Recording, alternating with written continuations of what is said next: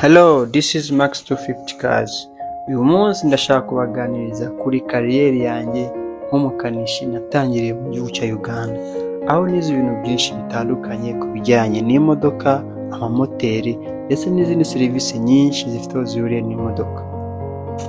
Nyuma y'imyaka 7 nkora ubukanishi mu gihugu cya Uganda, nafashe icyemezo cyo kugaruka mu Rwanda kuko nabonaga ko hari ibyo nkeneye gusangiza abantu ku bijyanye n'amamodoka ndetse n'ubundi buryo bwose imodoka zikoramo.